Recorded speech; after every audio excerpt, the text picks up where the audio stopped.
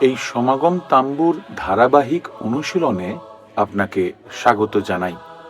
পুরাতন নিয়মে ঈশ্বরের উপস্থিতিতে থাকার জন্য ইসরায়েল জাতিকে ঈশ্বর এই সমাগম তাম্বু তৈরি করতে বলেন। মোশিকে ঈশ্বর সিয়ন পর্বতে এই সমাগম তাম্বুর সম্বন্ধে নির্দেশ দেন। ঈশ্বর এই সমাগম তাম্বু তৈরি করেন যাতে ইসরায়েল জাতি তার নিয়ম ও সুসমাচার সম্বন্ধে জানতে পারে। এই সমাগম তাম্বু বিভিন্নভাবে পরিত্রাণ সম্বন্ধে ব্যাখ্যা করেন, যা যীশুখ্রিস্টকে কেন্দ্র করে। আমরা আশা করি এই সমাগম তাম্বুর ধারাবাহিক অনুশীলনে আপনি ঈশ্বরের পরিত্রাণ এবং যীশুখ্রিস্টের সুসমাচার সম্বন্ধে জানতে ও বুঝতে পারবেন।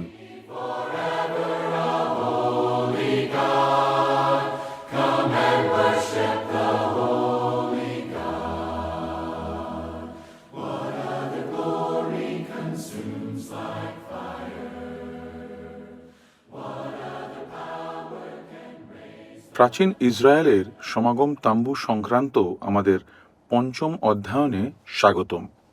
এই পাঠের সঙ্গে পাঠ করার জন্য বাক্যটি আপনি যাত্রা পুস্তক ২৭ অধ্যায় ৮ থেকে ১৯ পদে পাবেন। আমরা আবার সেই ইহুদি বালক শেমাকে অনুসরণ করব।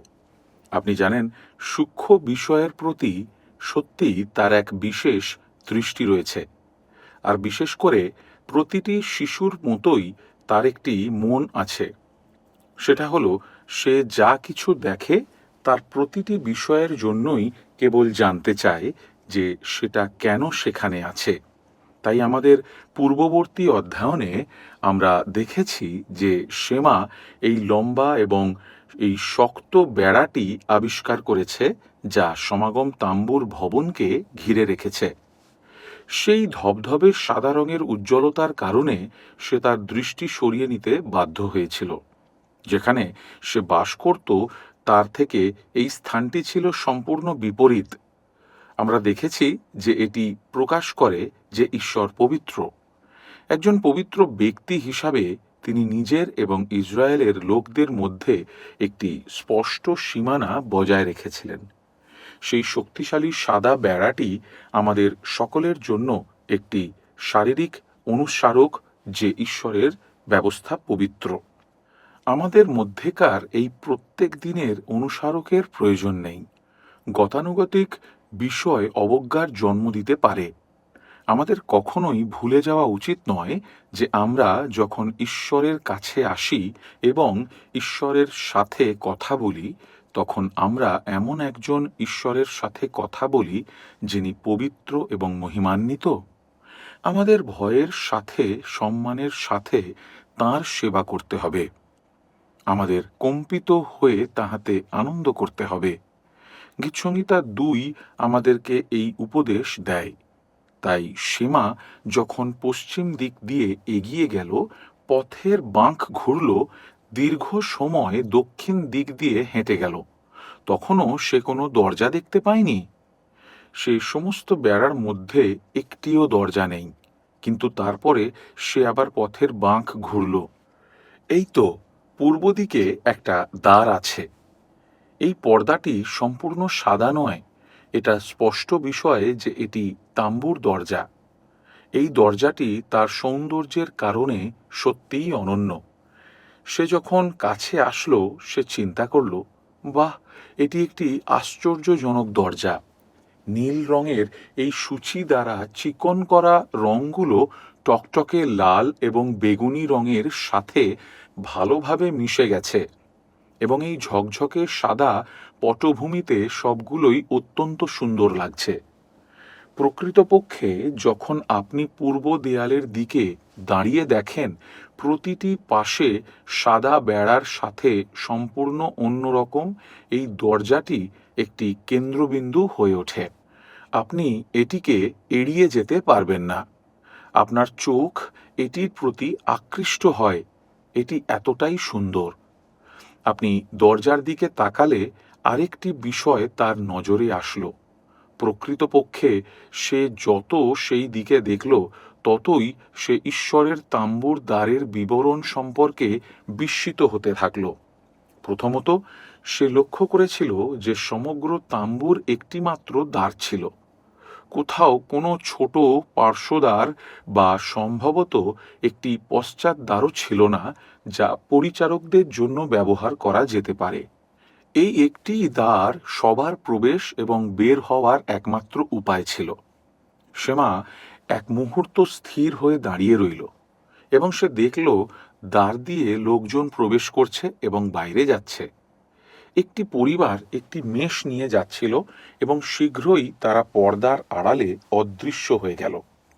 এই সময় তাদের দিকে তাকিয়ে এই লোকেদের ভিতরে এবং বাইরে আসার বিষয়টা দেখে সে একটা দ্বিতীয় পর্যবেক্ষণ করল, যা সত্যিই তাকে নাড়িয়ে দিয়েছিল। দ্বারটি বিশাল আকৃতির ছিল। সত্যি বলতে মনে হচ্ছিল যে এটি বিনা কারণেই এত বিশাল। কিছুটা এগিয়ে গিয়ে সে জানতে পারল এই দরজাটি 10 মিটার চওড়া। 10 মিটার এটি যথেষ্ট চওড়া যেখান থেকে একে অপরের পাশে থাকা কয়েকটি হাতি একসঙ্গে ঢুকতে পারে। কেন কেন এত বিশাল দ্বার? সে বিস্মিত হয়ে গেল এবং তারপর সে এই দ্বার সম্পর্কে একটি তৃতীয় বিষয় লক্ষ্য করল। এখানে প্রবেশ করা খুব সহজ। এটি এমন কোনো ভারী দরজা ছিল না যা ধাক্কা দিয়ে খুলতে হয়, এবং এমন কোনো হাতলও ছিল না যা আপনি শিশু হলেও সেই হাতলে পৌঁছাতে পারবেন না। এখানে কিছুই নেই, কোনো খিল নেই, এবং পাশাপাশি এই দ্বারটির দিকে তাকান, এটি অরক্ষিত। যখন সে তার বাবা এবং পরিবারের মিশরে ফিরে আসার কাহিনী শুনেছিল, তখন তারা ফোরৌনের প্রাসাদের কথা বলেছিল। তারা উচ্চ সরকারি কর্মকর্তাদের বাড়ির কথা বলেছিল। সেখানে কেউ প্রবেশ করতে পারত না, কেউই না। দরজাগুলি হয় রুদ্ধ করা থাকত বা সেগুলিকে অত্যন্ত দৃঢ় তৈরি করা হয়েছিল। অন্তত সেগুলি সৈন্যদের দ্বারা পাহারা দেওয়া হতো। কিন্তু এখানে ঈশ্বরের গৃহেতে কোনো প্রহরী দায়িত্ব পালন করেনি। সে চিন্তা করল, কত স্বস্তির বিষয়, কারণ আমি সত্যি এই ভবনটির ভিতরে দেখতে চাই। আনন্দের সাথে এখানে প্রবেশ করা এবং এই ভবনটিতে যা আছে তা পরীক্ষা করে দেখা কঠিন বলে মনে হয় না। কিন্তু এই বিষয়ে সেমা তার ভাবনায় ভুল ছিল। সে খুব শীঘ্রই জেনেছিল যে যদিও জিহোবা ঈশ্বরের কাছে পৌঁছানো যায়, কিন্তু কেবলমাত্র একটি উপায়েই তার কাছে পৌঁছানো সম্ভব, যে পথের প্রতিটি বিবরণ পবিত্রতাকে প্রকাশ করে। কিন্তু বন্ধুরা, ঠিক যেমন ইব্রিয় 12 অধ্যায়ের 14 পদ জোর দেয় এবং আজও আমাদের জন্য এটি বলে, অনুধাবন করো এবং যাহা ব্যতি রেখে কেহই প্রভুর দর্শন পাইবে না। তাহলে সেমার চোখ দিয়ে প্রাঙ্গণদ্বারের বিবরণ সংক্ষিপ্তভাবে পর্যালোচনা করার পরে আসুন দেখি এই সুন্দর দ্বারের মাধ্যমে ঈশ্বর আমাদের কাছে কি প্রকাশ করছেন। আমি এই দ্বারে 6টি সুসমাচারের সত্য দেখতে পাই। প্রথমত, ঈশ্বরের সান্নিধ্যে প্রবেশ করার জন্য একটি দ্বারের প্রয়োজন। এখন সম্ভবত এটি অত্যন্তই সুস্পষ্ট বলে মনে হচ্ছে, কিন্তু তবুও আসুন এটির বিষয়ে চিন্তা করি। দীর্ঘ সময় পূর্বে নয়, মশীহ সমস্ত ইসরায়েল অনুভব করেছিল যে স্বর্গ থেকে ঈশ্বরের রব শোনাও অসম্ভব। কেবলমাত্র মসি একা এই পবিত্র এবং মহিমান্বিত ঈশ্বরের নিকটবর্তী হোক, যেভাবে সিনয় পর্বতে ঈশ্বর নিজেকে প্রকাশ করেছিলেন। এবং আদিতে পুস্তক 3 অধ্যায়ে স্বর্গে ফিরে যাওয়ার কোনো দ্বার ছিল না। স্বর্গদূতেরা ফেরার পথ পাহারা দিচ্ছিল। তাহলে বন্ধুরা, আমাদের একটি দরজা বা একটি দ্বার প্রয়োজন। যখন আমরা উপলব্ধি করি যে আমরা ঈশ্বরের বিরুদ্ধে পাপ করেছি, আমরা তাঁর দৃষ্টিতে অপরাধী, তখনই কি আমরা তা অনুভব করতে শুরু করি না? গীতসংহিতা 130 অধ্যায়ে লেখক কি ঠিক তাই অনুভব করেননি, যখন তিনি বলেছিলেন, হে সদাপ্রভু, তুমি যদি অপরাধ সকল ধরো, তবে কে দাঁড়াইতে পারিবে? 3 পদ। কিন্তু তারপর সেই একই লেখক প্রায় আনন্দ এবং আশা নিয়ে চিৎকার করে বলে উঠলেন, কিন্তু তোমার কাছে ক্ষমা আছে, যেন লোকে তোমাকে ভয় করে। 4 পদ। মনে হয় তিনি বলছেন একটিই দ্বার আছে, একটি পশ্চাৎ দ্বার আছে। ঈশ্বরের কাছে ফিরে যাওয়ার এবং তার সাথে সম্পর্কে ফিরে যাওয়ার একটি উপায় আছে। কত মহান একটি আশা, যা একটি দোষী সাব্যস্ত হৃদয় আলোড়ন সৃষ্টি করে যখন আমরা যীশুখ্রিস্টের সুসমাচারের বার্তায় শুনি যে ঈশ্বরের কাছে একটি উপায় রয়েছে। এখন দ্বিতীয়ত আমরা লক্ষ্য করেছি যে দ্বারটি কাঠামোর পূর্ব দিকে রয়েছে এবং সেই অবস্থানটি দুর্ঘটনাবশত ছিল না। এটিও আসলে পুনরায় একটি বার্তা প্রচার করে। আমাদের পূর্ববর্তী অধ্যায়নগুলি থেকে স্মরণ করুন যে আদিপুস্তক 3 অধ্যায় 24 পদে লেখা আছে, এইরূপে ঈশ্বর মনুষ্যকে তাড়াইয়া দিলেন এবং জীবনবৃক্ষের পথ রক্ষা করিবার জন্য এদনস্থ উদ্যানের পূর্ব দিকে করুবগণকে ও ঘূর্ণায়মান তেজময় খড়গ রাখিলেন। সেখানে পথ রুদ্ধ হয়ে গেল। মানবজাতি হিসাবে আমরা ঈশ্বরের উপস্থিতি থেকে বিতাড়িত, কিন্তু একই জায়গায় পূর্ব দিক যেখানে আমরা নির্বাসিত হইয়াছিলাম সেখানেই ঈশ্বর একটি দ্বার দিয়েছিলেন। কিন্তু এখন একটি দ্বার যেখানে কোনো করুব নেই, কোনো খড়গ নেই। এমনকি এটি একটি স্বাগত জানানোর দ্বার, ভয় দেখানোর দ্বার নয়, একটি নিষিদ্ধ দ্বার নয়, ভারী দ্বার নয়। বন্ধুরা, এই সমস্ত কিছুই সুসমাচারের প্রকাশ। এই দ্বারের অবস্থান সম্পর্কে আরও একটি বিষয়। তাম্বুর পূর্ব দিকে এই দ্বারের ঠিক আগে আমরা মোশির তাম্বু দেখতে পাই এবং আমরা তার পাশেই হারনের তাম্বু দেখতে পাই। এই বিবরণটিও দুর্ঘটনাজনক নয়। আমি আগেই বলেছি যে মোশি ঈশ্বরের ব্যবস্থার প্রতিনিধিত্ব করেন, হারন সুসমাচারের, খ্রিস্টীয় যাজকীয় কর্মের প্রতিনিধিত্ব করেন। তাই তাম্বু পাশাপাশি থাকা ঐশ্বরিক বিষয় একটি অত্যন্ত গুরুত্বপূর্ণ সত্যকে চিত্রিত করে। এটি ব্যবস্থা এবং সুসমাচারের মধ্যে তিনি যে ঘনিষ্ঠ সম্পর্ক বজায় রাখেন তা দেখায় এবং উভয়কেই ঈশ্বর ব্যবহার করেন পাপীদেরকে নিজের দিকে পরিচালিত করার জন্য। পৌল আমাদের শিক্ষা দেন যে ব্যবস্থাটি পাপের জ্ঞানের জন্য ব্যবহৃত হয়, কারণ পাপের প্রত্যয় প্রয়োজন। কেন? যেন আমরা পরিত্রাণের অন্বেষণ করি। কিন্তু আমাদের পাপ থেকে এবং বিচার থেকে এই পরিত্রাণটি সুসমাচারে প্রকাশিত হয়েছে। যীশুখ্রিস্টের যাজকীয় কাজের মাধ্যমে তা আসে।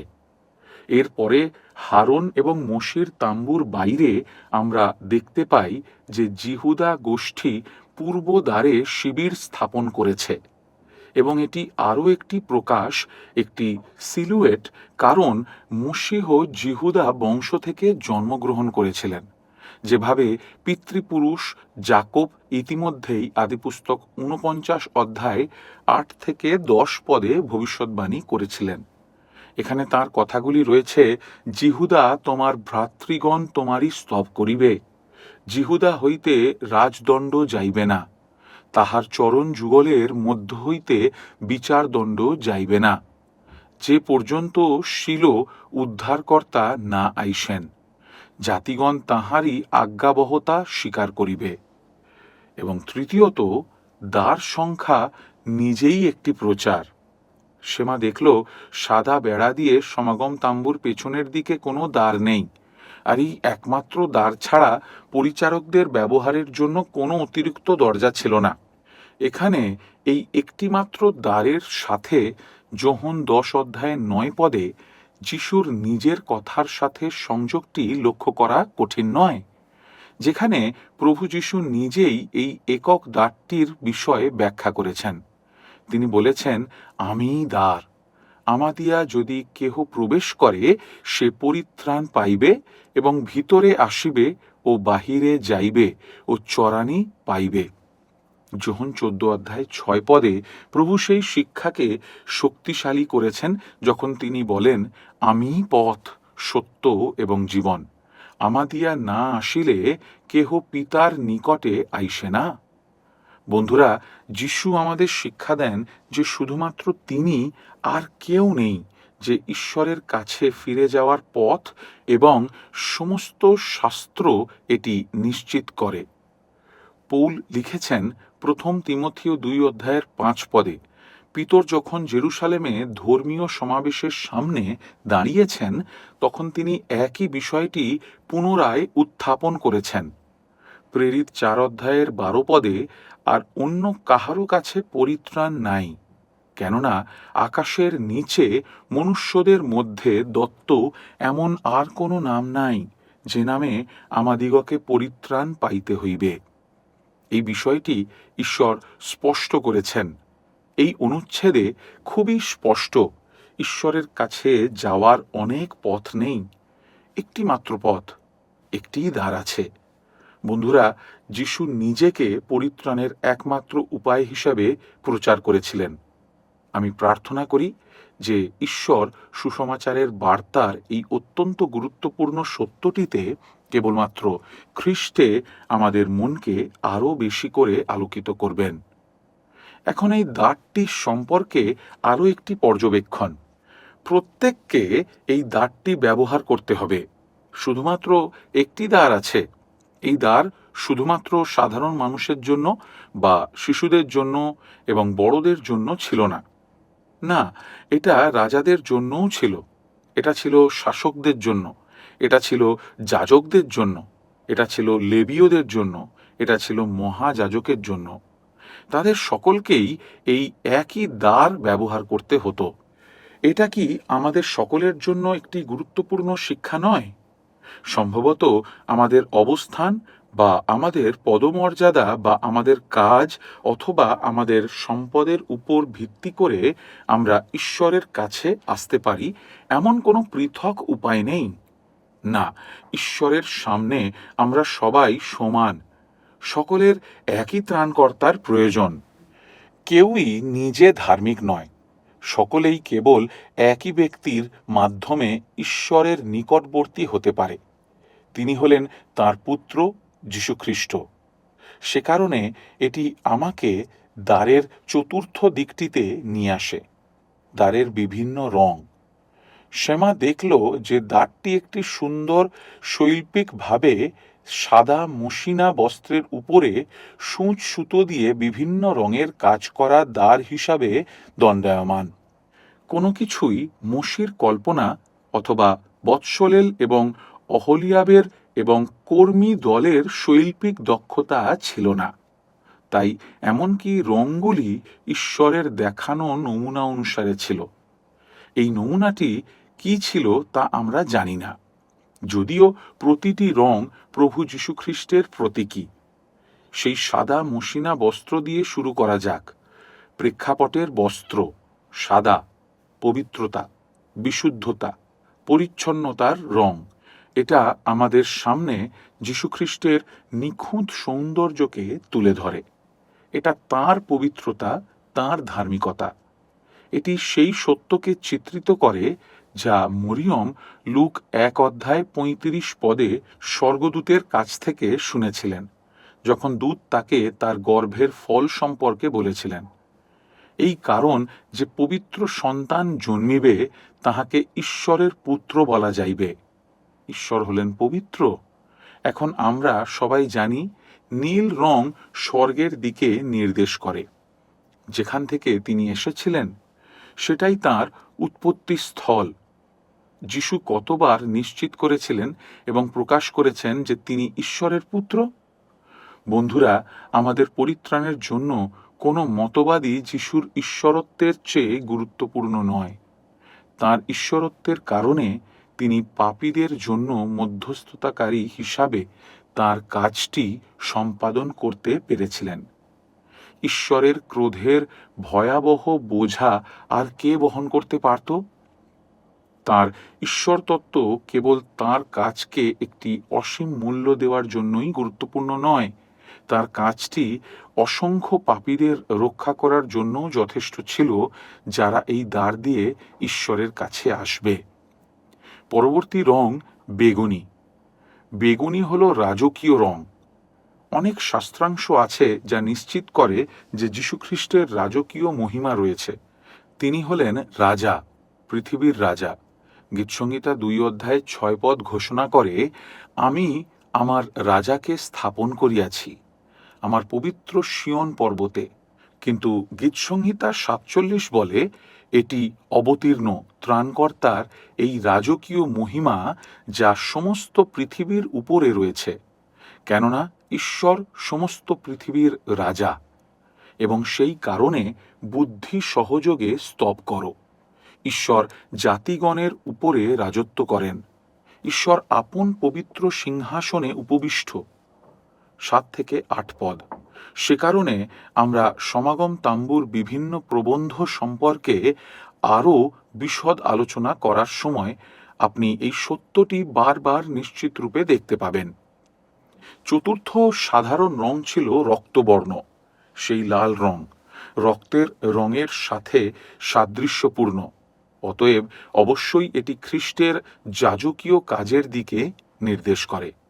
পাপের জন্য বলি হিসাবে তিনি প্রায়শ্চিত্তের জন্য নিজের রক্তপাত করেছিলেন। এই রক্তবর্ণ রং কিভাবে উৎপাদিত হয়েছিল তা জানাও সত্যি আকর্ষণীয় বিষয়।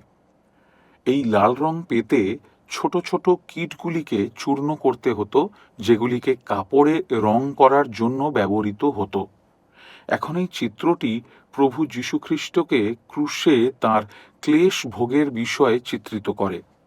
গীতসংহিতা 22 আমরা ক্রুশের উপর যন্ত্রণার সময় তাকে চিৎকার করতে শুনি, কিন্তু আমি কীট, মানব নহি, মনুষ্যদের নিন্দাস্পদ, লোকদের অবজ্ঞাত। তাই তিনি ঈশ্বরের এই বিচার সহ্য করেছিলেন এবং তিনি চূর্ণ বিচূর্ণ হয়েছিলেন। কিন্তু এটি সহ্য করার সময় তিনি মহান পাপ বহনকারী হিসাবে পাপ এবং অপরাধের বাধাকে দূর করেছিলেন। এটি ন্যায় বিচারের সন্তুষ্ট হওয়ার ভিত্তিতে মানুষ ও ঈশ্বরের পুনর্মিলন সম্ভব করে তোলে। এখন আপনি দেখুন কত মহিমা এখানে প্রকাশিত হয়েছে। এমনকি এই একটি দ্বারের মাধ্যমে যা আমরা এই পাঠে আলোচনা করছি।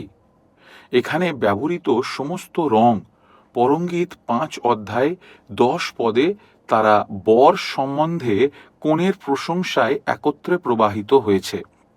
তিনি এটি বলেছেন, আমার প্রিয়তম শ্বেত মুশিনা বস্ত্রের কথা চিন্তা করুন। এবং রক্তবর্ণ, যা একটি লাল রঙের থেকে একটি ভিন্ন শব্দ। তিনি 10 সহস্রের মধ্যে অগ্রগণ্য, রাজকীয় বেগুনি, এবং তিনি সম্পূর্ণরূপে সুন্দর স্বর্গীয় নীল রং সম্পর্কে চিন্তা করুন। এখন এটি হলো আমন্ত্রণকারী পর্দা, যা তাম্বুর ফটকে আছে। কোনো ভারী দরজা নেই, মোটা তালা নেই, ভারী ফলকও নেই। বন্ধুরা, এটি প্রভু যীশুখ্রিস্টের চিত্র। তিনি এতটাই অমায়িক। স্বয়ং ঈশ্বর তাঁর বিষয়ে বর্ণনা করেছেন যিশাইয় 42:3 পদে, যখন ঈশ্বর বলেছেন, তিনি থ্যাঁতলা নল ভাঙিবেন না, শোধুম সলিতা নির্বাণ করিবেন না, সত্যে তিনি ন্যায় বিচার প্রচলিত করিবেন। তিনি কোমল।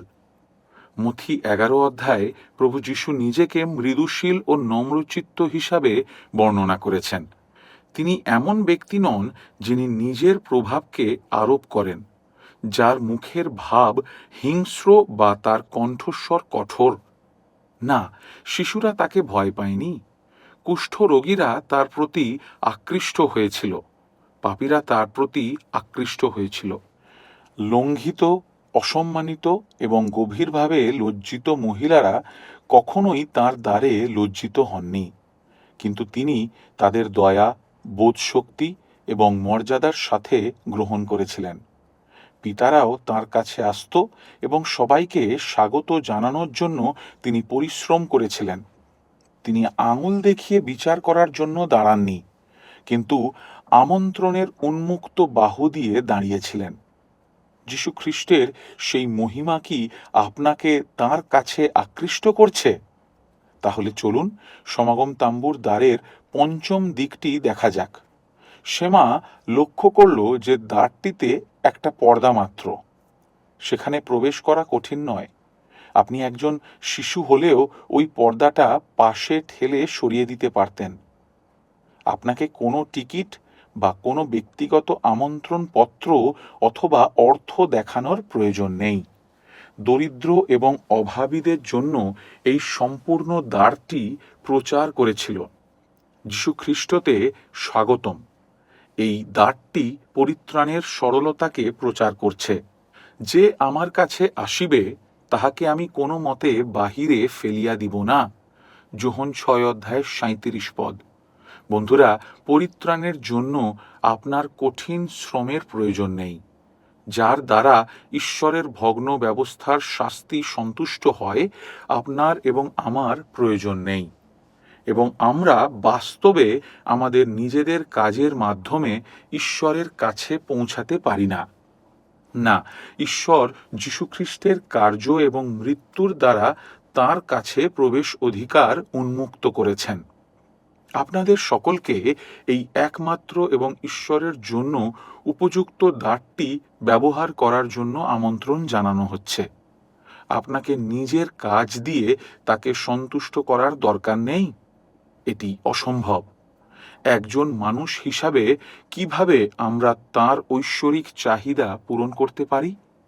না বন্ধুরা, ঈশ্বরের পরিত্রাণের পদ্ধতি হল যীশুখ্রিস্টের মাধ্যমে একটি ঐশ্বরিক পরিত্রাণ প্রদান করা। কেবলমাত্র যিশুর মাধ্যমে আপনি এবং আমি অনুগ্রহে ঈশ্বরের কাছ থেকে তা প্রাপ্ত হতে পারি। এই কথা শুনে আপনি ভাবছেন, আপনি চিন্তা করছেন বা আপনি বলছেন, আমাকেও কি স্বাগত জানানো হবে? সেই দ্বার কি আমার জন্যেও খোলা আছে? আমাকে এই দ্বার সম্পর্কে শেষ পর্যবেক্ষণটি আলোচনা করতে দিন।